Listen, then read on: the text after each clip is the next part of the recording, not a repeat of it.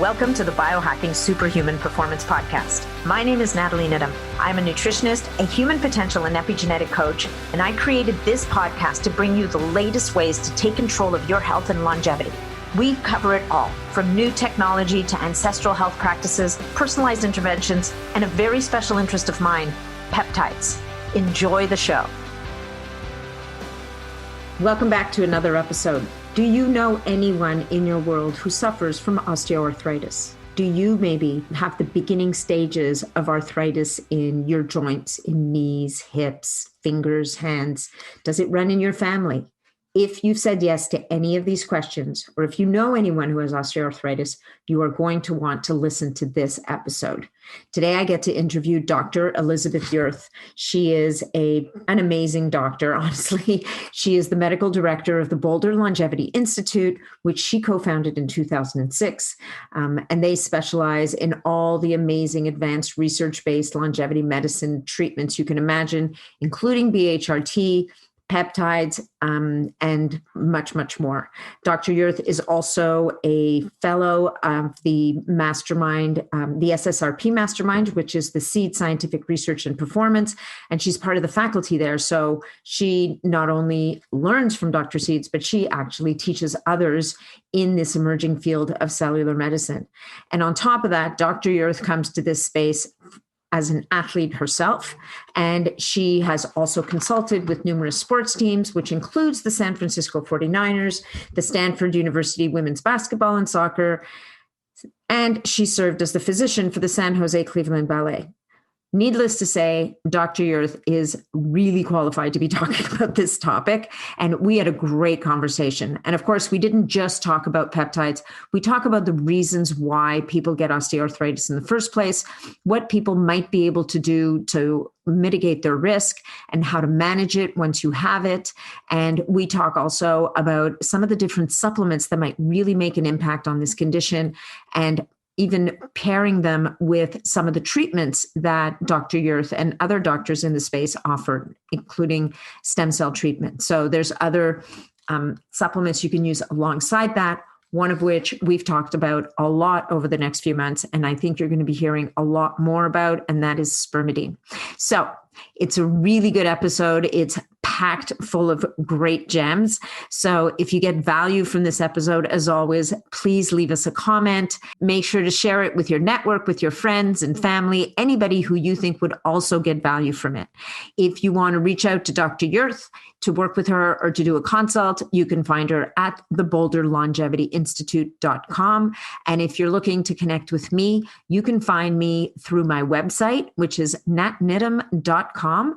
And you can find me on MeWe in the Biohacking Superhuman Performance group. I still have a group on Facebook by the same name, Biohacking Superhuman Performance. However, that group, I'm slowly starting to phase it out and move it over to MeWe. So if you really want to connect, come on over to MeWe. It's a great platform. It's free to you guys. And I have to pay a little bit to keep the group there, but honestly, it's worth every penny because we get to talk about whatever we want. And what else? You can find me on Instagram. And other than that, I'm just going to stop yammering here and let you get on with the show. So enjoy the episode and let me know what you think. Welcome back, Betsy Yurth, Dr. Betsy Yurth. It is such a pleasure to have you back on the show today. Thank you for having me. We just sat here and chatted for your listeners. It took us about an hour to get here because we sat here and chatted for an hour beforehand, but that's what happens when you and I get together. But I always love coming and talking to you. Yeah, no, this is so exciting. And today's topic is such a great topic. I mean, all the topics are great, let's face it. But today we're talking about arthritis. We're talking about the cartilage and how, and actually you just put it so beautifully at the beginning of this podcast. And this is how arthritis is an immune disease, not a you've run too many kilometers disease. So we're going to talk about that. Do you, you've had some transitions in your professional life lately. Do you want to talk about that at all? Like you've made some moves? And sure, I will briefly talk about that. So, this talk on arthritis to me it's my passion. because what my background is orthopedics. And, really it was 15 years ago in my orthopedic realm that I was like, geez, all I do is kind of patch somebody together and they never really actually get better. They just sort of start this downhill turn and they're back again with something else, or that shoulder that we fixed is now a little worse until somebody replaces it. And so about 15 years ago, that's why I really left, didn't leave, but learned a whole new type of medicine. And for the past 15 years, I've been practicing both medicine. So I have my orthopedic practice and I have my more functional medicine, longevity, cellular medicine practice at Boulder Longevity. And I've kind of tried to bridge the two and keep them somewhat separate. And really just 2 weeks ago now, I decided I really couldn't practice at the orthopedic clinic anymore and realistically feel like I was being ethically and morally right to my patients or myself. Because people would come in and I'd had 15 minutes and there's no way I could explain the things we're going to talk about in terms of helping them heal and get better. And so I would do the same things over and over again where, people would come in with their arthritic knees or their horrible back and with every disc worn out. And I'd say, okay, well, we can stick some steroids in it and we can do this. And I would sort of secretly on the side say to them, well, we could try some peptides and we could try some hormone therapy and we could try and, get your body better in balance. But I had 5 minutes and you can't explain this in 5 minutes. And so I really made the choice that it wasn't appropriate to sit there and practice a medicine that I no longer really was so engaged in. And now I'm doing my orthopedic clinic combined with my functional medicine clinic. And so I can have my orthopedic patients come in and we can sit down for an hour and talk about, well, how do we actually make you better? Because that's what's going to honestly help your knee to heal. And so this is my passion. I think that when you look at osteoarthritis, we talk about all these diseases, right? We talk about cancer and all these diseases of aging and dementia and all the things that you and I are trying to stave off. And arthritis gets a little bit pushed to the background. It's not going to kill us, or you argue it's not going to kill us. It might. I look at somebody like my dad who recently passed away. Really, honestly, his horrible knee arthritis where he couldn't walk anymore probably ultimately made him finally give up on life. But it is still the number one source of debility in our society. Yeah. And we don't have really good options. So we do all this stuff. People are like, oh, I don't want to get dementia. And I want to have big muscles and I don't want to be fat. And I want to have great sex until I'm 120. And we forget about our joints as a problem. Well, I think they've been pushed to the background. Yeah. And in a way, aren't the joints, the way I look at it, because I've had a few people come through my practice now with arthritis and been able, frankly, without any of the advanced procedures that you're able to do, we've been able to materially change people's outcome by addressing lifestyle, diet, a few different supplements, and ultimately by lowering inflammation. And so to me, I feel like arthritis very often, it's that canary in the coal mine. It's the symptom sometimes that brings people to the door that says, I can't do this anymore. Like if I can't walk or I can't play tennis or whatever the case may be, like I don't accept the loss of that activity. And yet I feel, and from our discussion, I know you agree that the arthritis is a symptom of deeper stuff, dysfunction happening in the body. And if we can catch it early enough, and sometimes it doesn't have to be like in the first week, like it can be in the first couple of years before things have gone really downhill, we can materially make a difference to how people feel and function with fairly low level interventions. Do you find that? Like, I just think like the arthritis is a symptom of high inflammation, which is going to affect the vascular system and the brain and the heart and the whole thing. So you're right on. And that is the key. It oftentimes people do come in with, my joints hurt, this hurts, but that's, I don't know that they're thinking, okay, she's going to fix my foot. I think they're thinking, she's going to make me feel better. My foot's going to hurt, but she's going to make me feel better. Or somebody sent you and I were talking about your patient who was, sent over by their chiropractor because the chiropractor wasn't getting them better. And they're sort of, not doing anything anymore. And they come over because somebody sent them over, not really thinking, oh, she can fix my ankle. And yet ultimately fixing the disease processes going on in the body did fix the ankle. And that's because what we now know is that, we talk about all the senescent cells, and you've gone through that ad nauseum in terms of we think about disease process with these zombie or senescent cells causing damage, and people forget that the exact same thing happens inside a joint. Yeah. So we get something that causes a little bit of damage to the joint. And if we were really healthy, what would happen is we'd get a little pro-inflammatory response for a little brief period of time. So all these pro-inflammatory cytokines would come into play, right? Like TNF alpha and interleukin 6 and interleukin 1 beta, but they wouldn't stay around. And then they would go away and the anti-inflammatory cytokines come into play and things start to heal. So what goes awry is if I'm not in that kind of state, if I'm in a pro-inflammatory state and I get a little injury, then what happens is I get these pro-inflammatory cytokines and they tailspin. Right. Now we've linked, and there's a lot of things that go along with it. I mean, genetics, right? So if you have higher levels of interleukin 1 beta, or if you have an alteration, what's called the WNT pathway, those things are obviously going to predispose you to this. So lifestyle, genetics, just like everything else, all play a role here. So, an unhealthy lifestyle, not eating, not being in a good alkaline state, those things all play a huge role along with your genetics. And those all come together so that you get these very high pro-inflammatory responses. There's a study that came out about maybe 9 months ago where they took mice and they bred them to have very high levels of something called interleukin 1 beta, which is one of the pro-inflammatory cytokines. And we think it's one of the pro-inflammatory cytokines that's very linked to both osteoarthritis, degenerative joints, and degenerative discs. So we see people have multi-level degenerative disc disease. And they basically, when they took a little tiny pin and they stuck it inside the mouse's disc.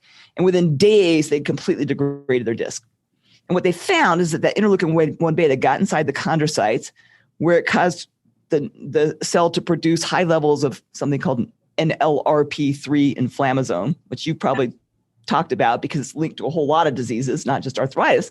But in the joint, the NLRP3 inflammasome caused the mitochondria a lot of damage. And the mitochondria, when it was damaged, now produced all those bad reactive oxygen species, which then propagated and killed the next mitochondria, and then that killed 4 more, and that killed 16 more, and so on and so forth. So what they found then is when they blocked interleukin 1 beta and they put the little needle hole in the disc, nothing happened. So we now know that interleukin 1 beta is a pretty big player in a lot of these osteoarthritic cases. So when you look at somebody who genetically potentially has high IL-1 beta, or because they're eating crappy food and not doing all the healthy things, they have high levels of interleukin 1 beta. And now they get a little trauma, right? They fall skiing, they twist their knee hiking, and they get a little inflammation, which shouldn't really cause any significant damage. It heals up. Instead, they tailspin down and they start this whole process. So now the senescent chondrocytes, and exactly the same thing, that zombie chondrocyte damaging another chondrocyte, and it's a big old huge tailspin. So, and now what do? So now they go to their doctor and their knee is all swollen and inflamed, and they stick a bunch of steroid in that, which we know actually has a lot of bad effects in terms of blocking all of the anti-inflammatory cytokines that are going to be helpful as well to healing, right? So we blocked some cytokines with the steroids, but not the ones like interleukin 1 beta that are doing a lot of damage. And we've now blocked all the good stuff from happening, right? And then they told them, now you got to just rest. You got to stop doing everything because just let it rest. Right. Now what happens? Well, once you start resting, you're not producing what are called myokines. So our muscles, we now know, are endocrine organs. Mm-hmm. So every time I exercise, my muscles produce myokines. And myokines have far-reaching effects. But myokines are potently anti-inflammatory. So now I'm not exercising, so I'm not producing anti-inflammatory myokines. I've just put steroids into the knee. I've blocked all the anti-inflammatory cytokines. I still have these high levels of interleukin 1 beta and some of these other pro-inflammatory cytokines. And I've just caused more and more degradation. Except now those high levels of interleukin 6 are causing damage, not just to that joint, but to other joints as well. So that's why you see somebody who starts with one knee going bad and their next knee goes bad, and now their hips are bad. Yeah. And that's where people go, it just sucks getting old. It doesn't suck getting old, it sucks being an inflamed old person. Mm-hmm. So that's, that's why we have to start looking at this whole process completely differently. Yeah, no kidding. Yeah. It's a cascade. It's a cascade. I mean, it's right. Basically how the body works is in cascades, and it's almost like you have door number 1 or door number 2. Are you initiating a healing cascade or a cascade of degradation? And the other thing with the steroids is, don't they at some level like get rid of the pain? And after those people are done resting, they go back to maybe being more active, but all the myopathy still not fixing the underlying problem, and right? It causes damage to the tissue. So it's almost like, the pain is a signal to stop using the joint and do something about it.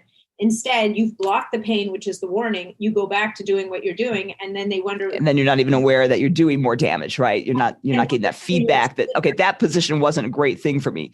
I'm not going to say you should go and just push through pain if you have a hurt joint, but there's still tons of exercise you can do around that. I've had a lot of orthopedic injuries, and even day one after the injury, I was out doing something, I was exercising. There's always something you can do. So, even if it's just, you're doing upper body because your knee is really just too painful at that point, you shouldn't really push through the pain, but you need to exercise. You need to keep exercising to produce all these myokines that are so beneficial in a whole lot of ways, right? We know that myokines prevent insulin resistance. We know that, so we know that myokines increase follistatin. So, follistatins are muscle building, right? So start thinking about muscle as, I think people forget that muscle is a huge endocrine organ. It's why I'm so passionate about making sure that, that I always have muscle and that my patients always have muscle. But the first thing that doctors do is get rid of people's muscle. They sit them around doing nothing. Yeah. And, and I would tell you that's the very worst thing. Study came out, I think last year, with rheumatoid arthritis patients who are always just told, rest when you're inflamed. And they found that when they exercised them through their pain, they actually did not see nearly as much joint inflammation or synovial damage. So we know that that's a huge important step. But the other thing is we have to start looking at how do we block some of these. So if I get an injury, and this starts early, if you look at, for instance, you tear your ACL. I tore my first ACL at the age of 18. So what happens when you tear an ACL? 80% of people who have an ACL reconstruction, so this isn't just tearing it, it's reconstructing it, will go on to develop osteoarthritis. So I can predict that 18-year-old is going to be, by the time they're my age, they are going to have an arthritic knee, 80% likelihood, Wow. So simply repairing the ACL did not prevent that. And why? It's because most people are in not in a good healing state. So if we, instead of just fixing the ACL, what if we do things that we know are going to help the body to not start down this pathway? Mm-hmm. So what we do with all our ACL reconstruction patients, for instance, is we start them on high dose epigallocatechins, EGCGs, which are hugely beneficial in a whole lot of realms, including cancer. Yeah. But EGCGs are one of the few supplements that we know really well block interleukin-1 beta. Huh. So you can use high dose, like 2 grams a day or even more if you want. If you stay below 4, you don't have the liver toxicity. So basically have them do epigallocatechins starting immediately after their surgery. And now we're blocking all those bad inflammatory cytokines that are going to already start causing cartilage degradation. In all of us, it's going to be an uptick when you have surgery of interleukin-1 beta. Right. And then the other thing that's been shown to be super helpful, and we use this in post-surgery, but also in our osteoarthritis patients, is a pharmaceutical drug called Pentosan Polysulphate. Yes, let's talk about that, because there's a lot of interest about Pentosan Polysulphate in the biohacking world, or all these people who have dug through the papers and figured out that, wait a minute, there's this stuff they give horses. Magical. And we do all these clinical trials on animals and we show that it works. Why aren't we using Pentosan Polysulphate on people? And then you get a few of them who get their hands on it somehow or other. They find a physician who's willing to administer it, and it literally changes their life. So let's talk about Pentosan Polysulphate and how it changes people's lives. And does it have to be injected into the joint? How to, So Pentosan is amazing. It's really blocking interleukin 6. It's blocking interleukin-1 beta. It's upregulating some of the really good anti-inflammatory cytokines like interleukin 10. So it really is actually not just preventing inflammation and degradation, but actually promoting healing of cartilage and bone. It's great for bone healing too. There was a study they did in dogs, and subsequently, they actually are in process of doing it in humans in Australia with Pentosan post ACL reconstructions, and people healed dramatically faster. Well, dogs healed, but it looks like the people as well healed dramatically faster after ACL reconstructions using Pentosan, because that bone interface when you fix the ACL healed so much better. So Pentosan has really marked effects. It's actually in Australia. It's a drug. It's made by a company called Paradigm Pharmaceuticals. It's a drug, and the studies they've done have been really dramatic. In fact, they took patients that were headed to knee replacement and they put them on Pentosan Polysulphate, and 9 out of 10 of them did not need the knee replacements. So these were people who were headed to knee replacements, and they had that dramatic of an influence. So they're now considering it in Australia as what we call a DMAO, or a disease modifying agent for osteoarthritis. They're thinking, could it be a cure for osteoarthritis? I think potentially, if you could start people early enough on this, it probably could be. I think, we get a lot of our patients when they're already pretty far down the road, and we're seeing marked improvements in pain. Probably early for us to say, from an X-ray version, are we actually seeing improvement in like joint structure? But we're certainly seeing people have dramatic improvement in activity.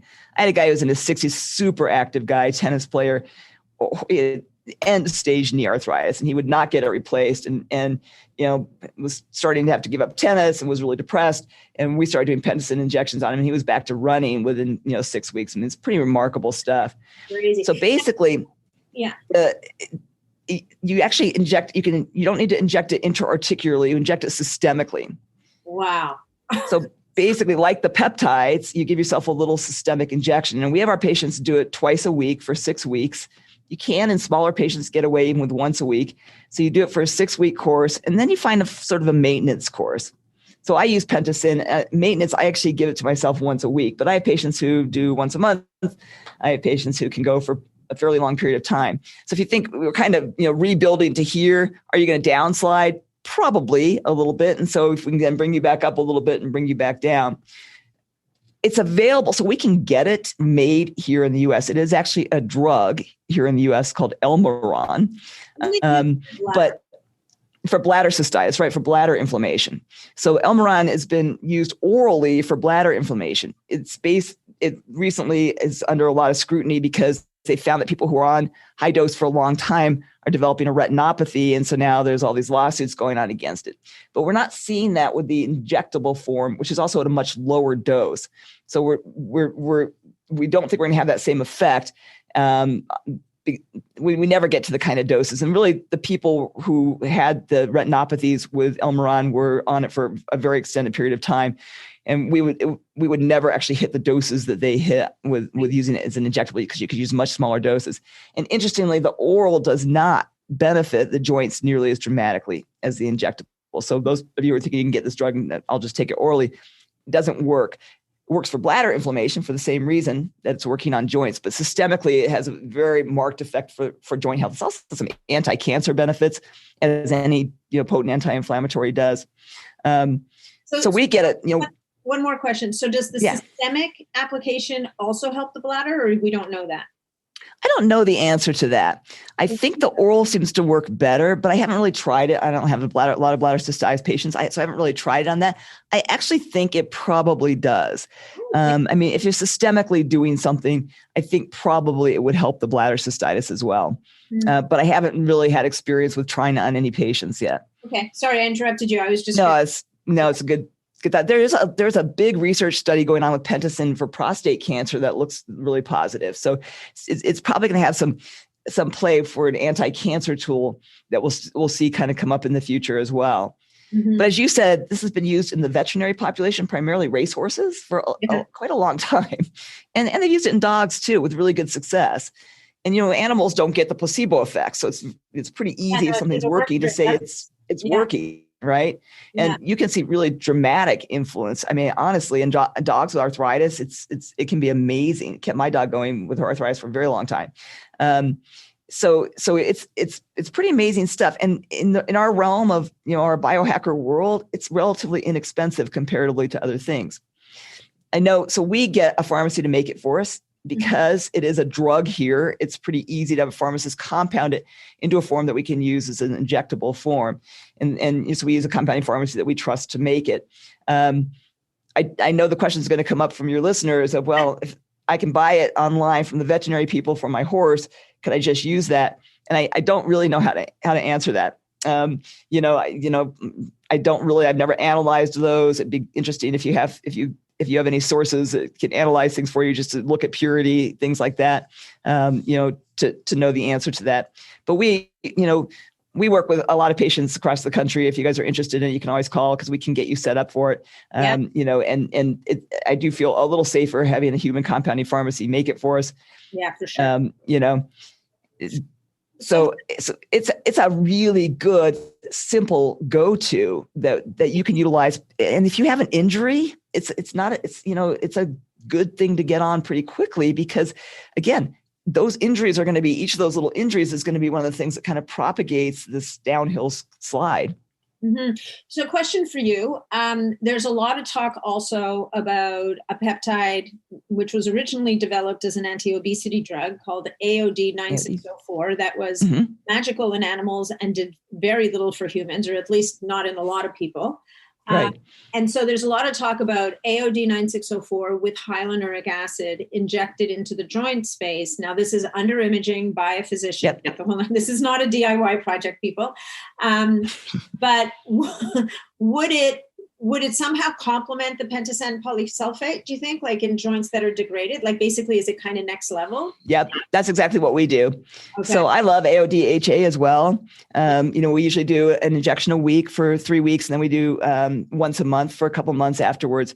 So AOD, along with a high density viscose supplement, so hyaluronic acid, that's a very dense hyaluronic acid, works extremely well for helping both inflammation and cartilage regeneration. The AOD acts almost like a stem cell effect, since it's basically lysing some of remember there's a lot of fat cells inside our joints. So you're kind of lysing these fat cells and creating this almost systemic stem cell or this local stem cell like effect in the joint. Mm-hmm. And you can see really, really, so we were involved in the initial research projects with that, and patients did very, very well with it. The anti-obesity effects probably on this local, you think kind of locally, has had a very dramatic effect. And it's simpler than taking your own stem cells where we have to, take it out of fat or take it out of bone marrow. It's simpler to do something where you're doing a local injection. And then what we would do is follow that with the Pentosan afterwards. Pentosan's only side effect really is it's a weak blood thinner. So if you're going to do surgery or a procedure, you don't want to have the Pentosan on board. So you wouldn't start it ahead, but you would start it afterwards. You would start a course of Pentosan because, this is one of my beliefs when you look at why there's this variability between when we do stem cells and platelet cells on people. Some people do great and some people don't. Mm-hmm. Well, if you're somebody who's super high levels of something like the interleukin 1 beta, or have these alterations in what's called this WNT pathway signaling, if I now stick a needle into your joint, I'm doing some harm. I'm doing some local damage. Well, if I stir up an inflammatory reaction, yes, the platelets are going to have some balancing anti-inflammatory reaction, but sometimes not enough. Sometimes you'll see people actually get worse after they do platelet therapies. Oh, So we're actually pretty cautious when we do regenerative procedures on people to actually always use things that are blockers of interleukin 1 beta. And so usually about day 3 after the procedure, we don't want those pro-inflammatory cytokines to be continuing on. So we'll put them on like high-dose epigallocatechins or Pentosan or both. And we see much better effects. And I don't see those people who really flare up really dramatically, like you see with some of the people. I see people who literally get horrible flare-ups, and sometimes it sustains for months and months, and they don't get any benefit. So I've kind of learned the hard way, because I've done that to a few people, that if you actually go through a phase where you let just a little inflammation occur, and then we really work on upregulating the anti-inflammatory cytokines, downregulating the pro-inflammatory cytokines, you get much better response. So same thing's true with the AOD. Follow that with something that now I'm going to really improve the healing by reducing those things we know. Again, if I stick a needle into a joint, I'm doing some trauma. That's going to cause some inflammation. So that's the approach we take, is exactly what you're saying. Use the AOD. And I do love AOD. Yeah. It's a little costlier of an approach, but it's not as costly as stem cells. No. And what you're doing, what's the brilliance of the approach is you're managing the environment that you're applying the therapy to, right? So right, exactly. And you send somebody into a burning house, like a contractor into a burning house. Say fix, yeah. Walls, guys. That's a great analogy, right? Yeah. Can you go fix my counters? Well, I don't know if that's going to do any good, but I can do it. So, it'll cost you some money, but I can do it. And unfortunately, that's what really, when you look at all the docs doing regenerative, because that they're a dime a dozen now, right? And they're doing all these, and these are expensive. You're spending a fair amount of money for these regenerative therapies. And if you're in a really bad state and I put regenerative therapies into you, I'm probably not doing you a whole lot of good. So if you can get the body into a better state first and afterwards, you're going to have a much better effect. So, and it's really honestly, as simple as, EGCGs are easy to get and take. And so simple as doing that post-procedure can be really dramatic. For sure. And taking it back a step further, and maybe this is certainly when you're healing, but even on a preventative level, this is where all the logic comes in on getting people on the right diet, getting people in the right lifestyle, and I don't know how you feel about red light and near infrared light therapy, but all of these things that, definitely by the time people get to you, and sometimes even by the time they get to me, like they're pretty advanced in their progress of whatever disease state they're in. But, to people listening to this, if you're sitting there thinking about your Aunt Susie or your Uncle Joe and, oh my God, or your mother or whoever, think about yourself, because think about how much, and I'd love your comment on this, like how much can having the right diet and the right lifestyle choices, like keeping those inflammation markers down, even if you have a WNT pathway, like we know that your genes aren't your destiny. So you have right. that propensity towards inflammation. So you don't get the same wiggle room as other people, but you can reduce the inflammation state in your body, which would hopefully prevent that disease from taking hold in the first place. Right. Right. And then once you're doing this stuff, I'm sure you're counseling your clients on eating a better diet, sleeping. Like it sounds so, I don't know, it sounds so repetitive after a while. And I don't think we can emphasize it enough. Right. And getting the body into an alkaline state, is super important for healing. Right. So I have my patients do urine pH measurements in the morning. And you say, okay, well, if your urine pH is really low, if you're not above 7.3, your healing is not going to be as well. And those are simple things you can change with little diet changes. Or some of the things you've talked about with molecular hydrogen, things like that. You can do those things. I love, just from my personal experience, I love red light. Yeah. And I know you've had podcasts about it, but when I have an injury, if I use the red light, it really helps. And I just because I'm cheap, I only have the little tiny one, but even that little tiny one I can use. I can put on my shoulder. I can put on me if something flares up. So I love the red light therapy, and I think it's a really useful thing. And I've actually had a few patients who have not been doing well. I put them on all this stuff forever, not been doing well, and I'll throw red light into the mix, and it's kind of the cat's meow of the last little piece for some reason that really helps. That's so amazing. I do like things like that as well. And you can get a small red light for not horribly expensive. And I know you've had some stuff on your podcast where you can get discounts on it too. Well, and there's a new one coming out. They got their first batch out in December, and the next batch was supposed to come out this month. It's coming out in March, and it's I don't know if you've seen it yet. It's a modular unit. And so it bends. So you can literally wrap your joint in this red light device, a near infrared light, and it has 3 different modalities, either red light, near infrared light, or a mix. And so now you're firing into the joint from 3 different angles. Oh, that's cool. So not to mention the fact that it's portable, so you don't have to be standing naked in front of it. Is that the one you did a podcast with? I did. That? Yeah, I saw that. Yeah. Yeah, that looks pretty cool. X-Beam. It's coming out soon. Okay.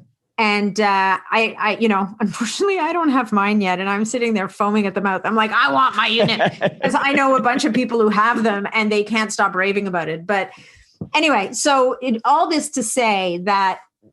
And when we started this conversation, you and I, an hour before we started recording, a lot of what we were talking about was this whole idea that And people get sent home and they're told, oh, you've got your achy joints. Well, that's part of getting old. Or, Right. Or the other thing that we really started talking about is people walking into a doctor's office. And look, doctors are really well-meaning. They do what they know to do. But I have this one client who went in to see a podiatrist because her foot's really sore. She's defined by walking. It's the one thing that she does for herself that we can say is healthy. And she walked out of there after being told, well, here's all the reasons why your foot is poorly constructed and it's affecting the rest of your body and we can't fix it. And so you need to stop walking and you're going to have to start swimming. So you're saying this to someone who is not in their best state of health, who is in the middle of the winter, right, in the middle of a pandemic. There is not a pool to be found anywhere. She's not gonna be swimming, right? Right. So now you've just made her sit on her butt. And you're asking her to put on a swimsuit, which she probably is the last thing on the planet she wants to do ever. And that she can't do the one thing that she does that gets her outside and gets her moving. And my heart breaks for people, right? Because there's so much more. And she's not even got full-blown osteoarthritis yet. He's telling her the conditions are there. So isn't this a person who is on the brink who we could potentially pull back? Yeah. And that's where it's just so wrong because every one of those patients is going to get the same treatment. They're going to go, somebody's going to tell them to stop doing what they're doing. Now she stops exercising. She stopped producing these really anti-inflammatory myokines, not to mention all the serotonin effect on her brain. Now she's depressed, right? So now she's depressed, miserable, sitting around, eating more and doing, and the harm of walking for her foot, at least small distances and, with good shoes and good orthotics is so going to be that the benefit of that is going to be so outweigh the downsides to progressive osteoarthritis. It's where we have to completely rethink how we've thought about arthritis.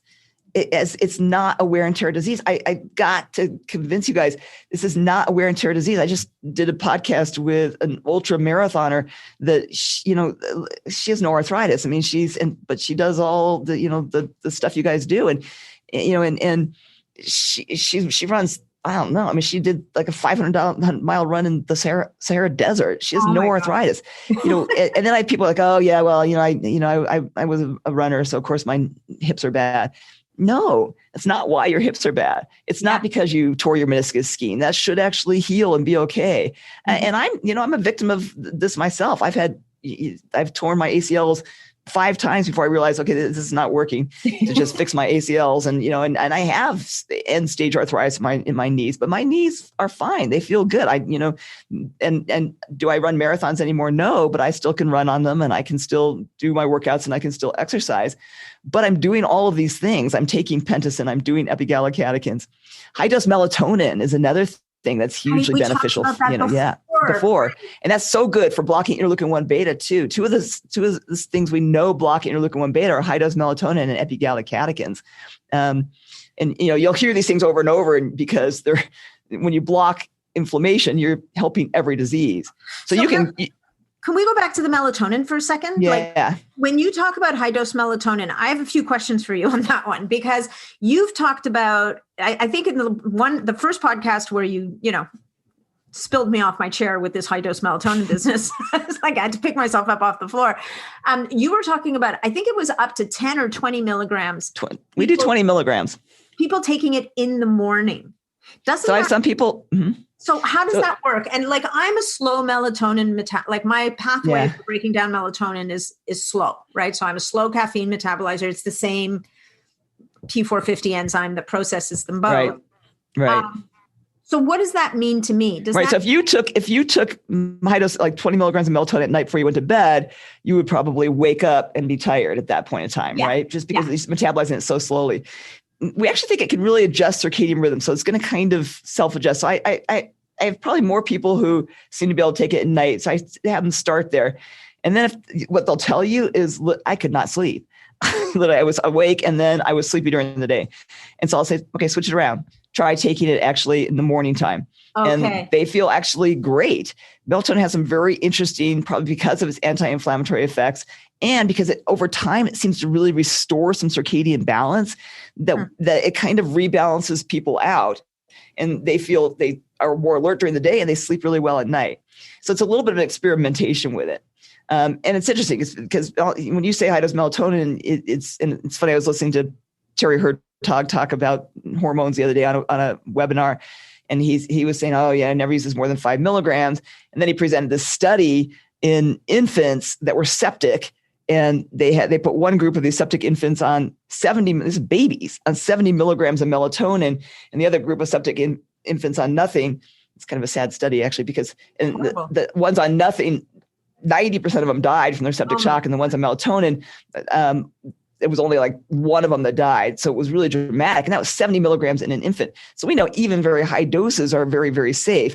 And yet people seem to get very nervous about it. And in these COVID cases where they did the melatonin experiments, they're using 70, 80 milligrams of melatonin.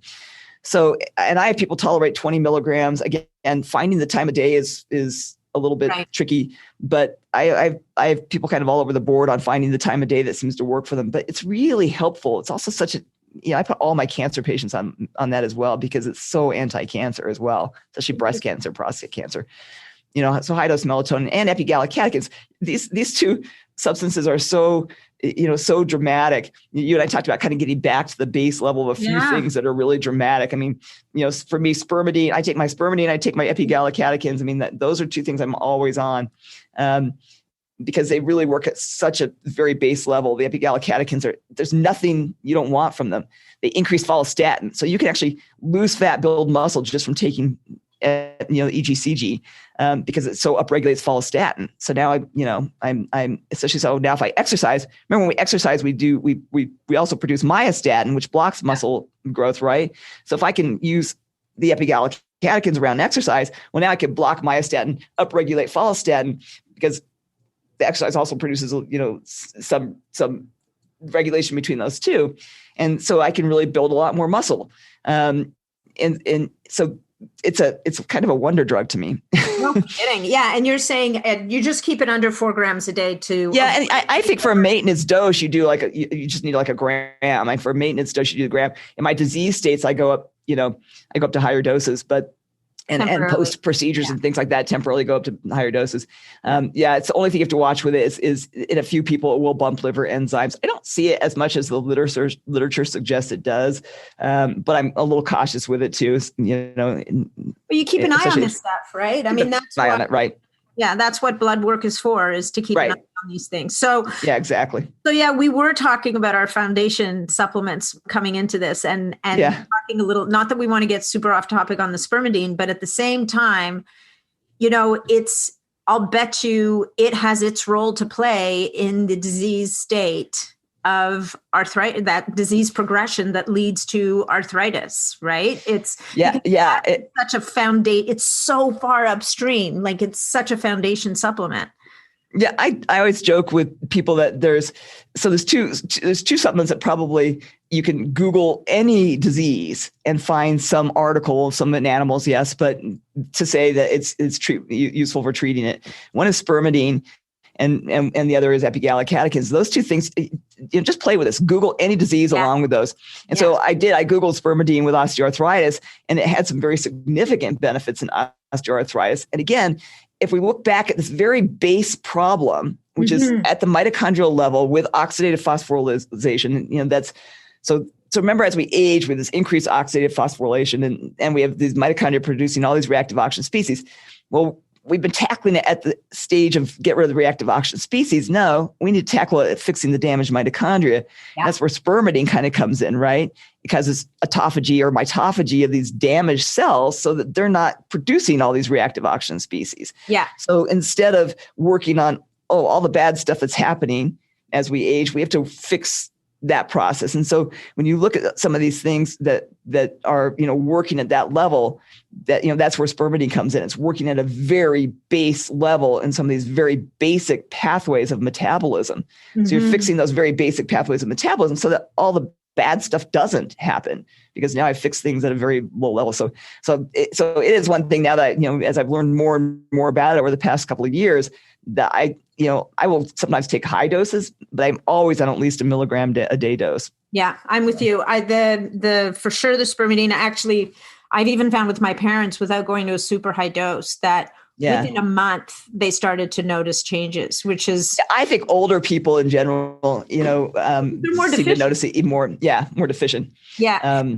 But the other one, I would add, the third one I'd add to that mix is the molecular hydrogen, because again, and as a signaling molecule, it's addressing it's kind of like a mop-up crew. And I just find it's another one that you can, you go to the Molecular Hydrogen Institute, which has no agenda. They don't sell anything. They don't care, but there's over 1,000 studies there. And it is, you just can't, we can't argue it, right?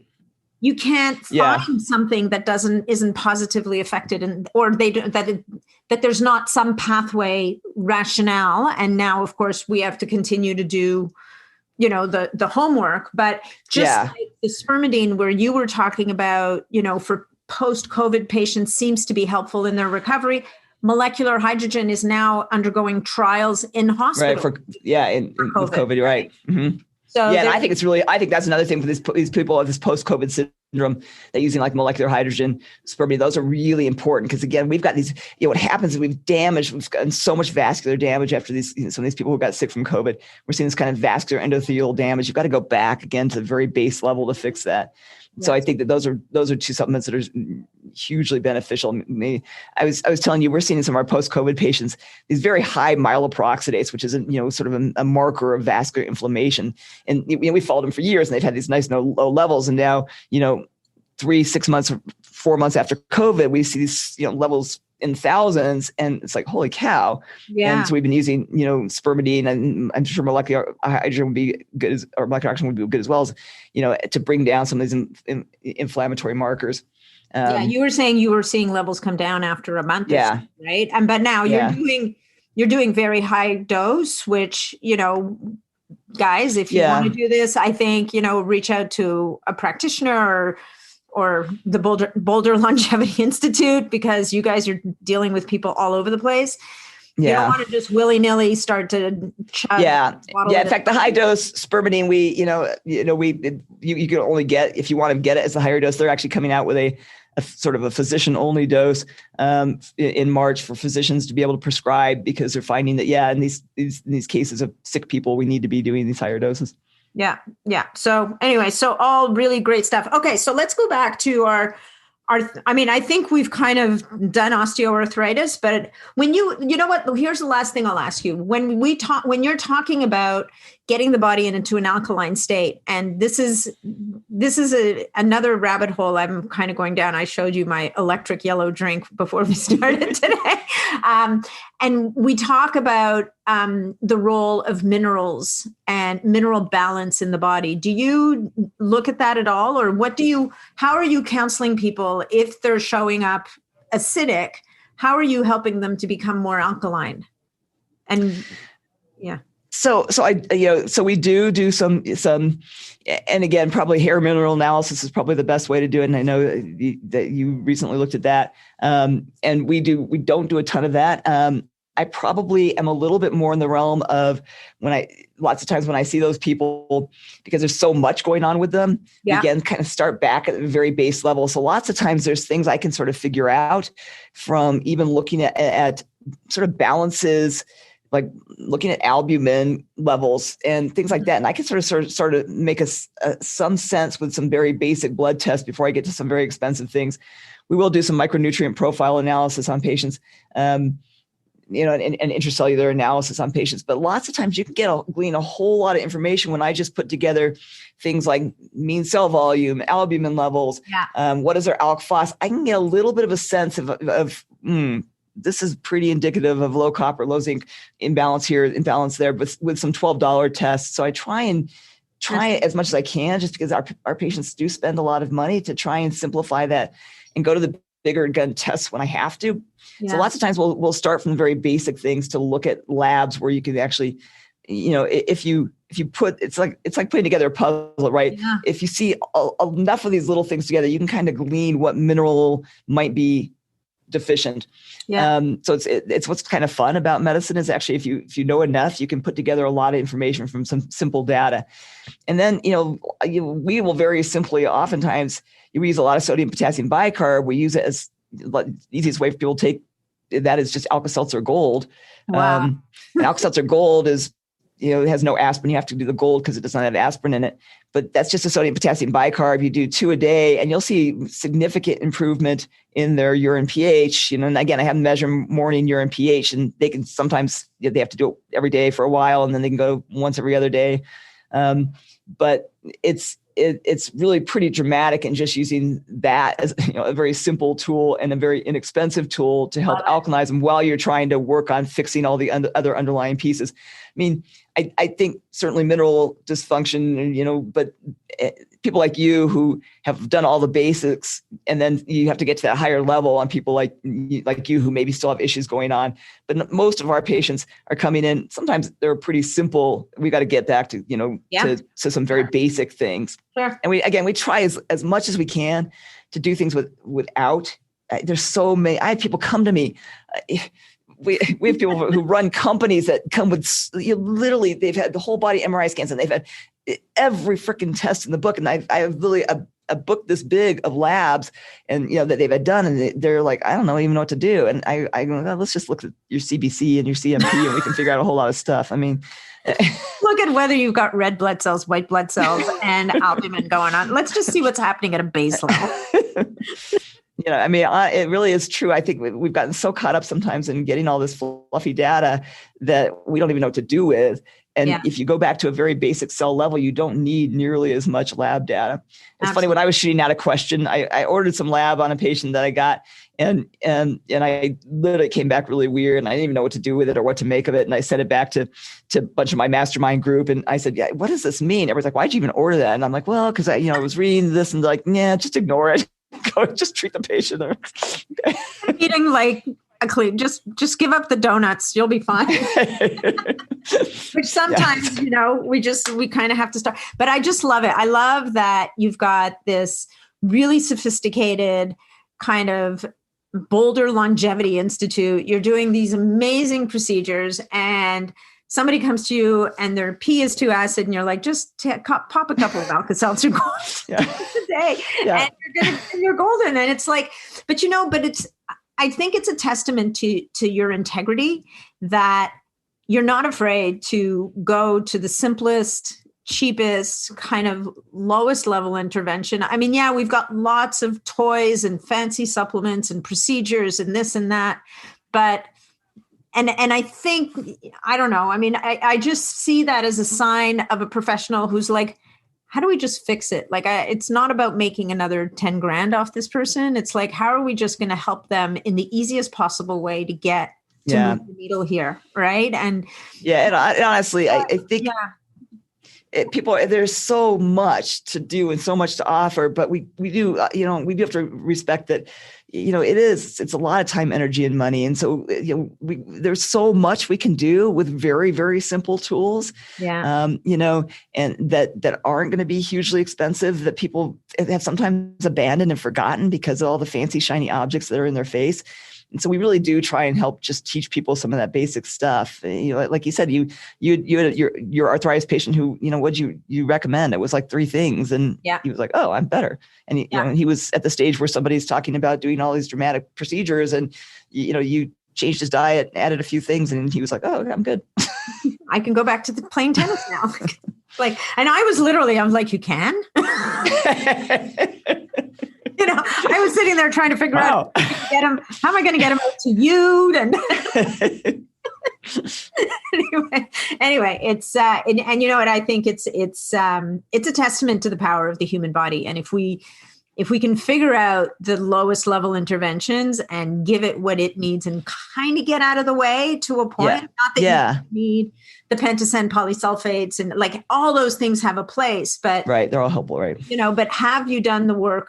And to your point of what you were saying earlier, have you cleared the landscape so that whether it's the body or the interventions you're going to bring in can actually take hold and do their thing? So, right. And so I think that to people listening to this podcast, the bottom line on osteoarthritis anyway is don't take somebody's word for it that there's nothing you can do, that you're done, that you're heading for replacement.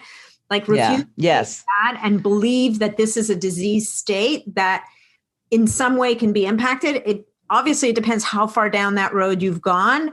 Right. But it can get better and you can make it better. Yeah. And start getting that, start rethinking. So for all your listeners, one of the paradigms I really want to push is start rethinking that thought that this is just a degenerative wear and tear process. It's not. It is a disease process. It's just, we know that people with osteoarthritis have higher levels of cancer. They have higher levels of dementia. Well, why is that? It's because that same inflammatory process going on that's causing the osteoarthritis and targeting that is affecting other things. So this is a disease. We're learning that more and more and more. And your orthopedic surgeon is not going to tell you that because their ultimate goal is to get you to the joint replacement. But even your young listeners, start thinking about that, because your first injury that you tear your meniscus on a ski slope, you're starting that process. And so you've got to intervene then, because that whole inflammatory process is starting, and if your body's not in a good state, and I will tell you, there's a lot of, I've got 5 kids and they're pretty healthy because they have me as their mom, but kids are, they eat shitty and they drink alcohol and they're doing a lot of bad stuff. And so you guys are at a very high risk. You're always actually in an inflamed state. So you're a 20-year-old who tears his ACL on the ski slope. You better be thinking that, at 50, I'm going to be really screwed unless I start doing something now to prevent that tailspin.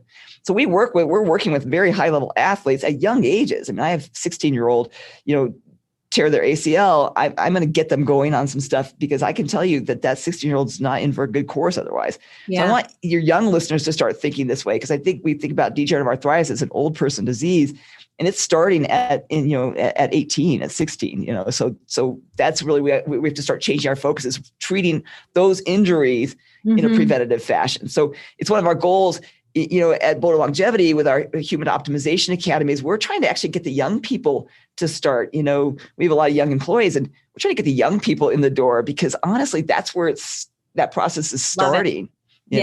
Yeah, I love it. Actually, and we'll leave it. I have one story to tell you.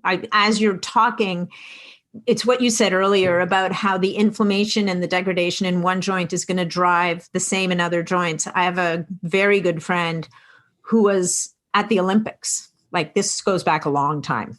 She was a slalom skier back in the day of Nancy Green. I don't know if you remember Nancy Green. Anyway, and the night before her event, the coach decided they needed to blow off some steam. He sent them all out to play soccer. Well, didn't she slip on the ice and destroy one knee? Destroyed it. So she had to be flown out of, I can't remember what country she was in, back to Canada for emergency surgery. She did the rehab, the whole 9 yard, went back out and did the other knee.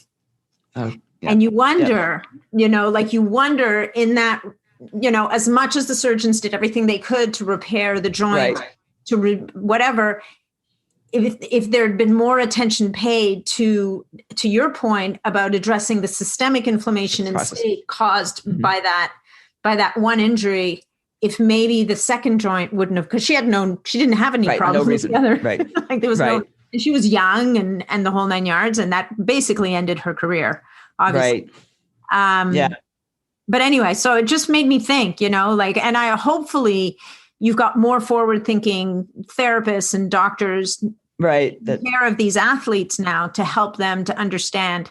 And, the life of a downhill competitive skier is sight to behold.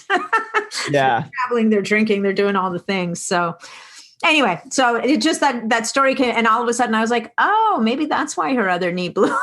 Yeah, exactly. I mean, I'm in some boat. I tore one ACL and then tore the other knee's ACL. And then I tore the same knee's ACL again. And then I tore the other knee's ACL again. And, finally after fixing those 4 times, I was like, screw this. I'm not going to fix it. I tore them again. I'm like, then I started realizing that maybe I better actually be healthier and start, and now I just brace my knees and don't have ACLs and I do fine. Yeah, exactly. Just forget the ACLs. We can hack this. All right. Well, listen, Betsy, this has been phenomenal as always. Thank you so much for your time and your generosity. Why don't you tell people where they can find you, how they can reach you? Because I think anybody would be fortunate to get to work with you. So how do they find you?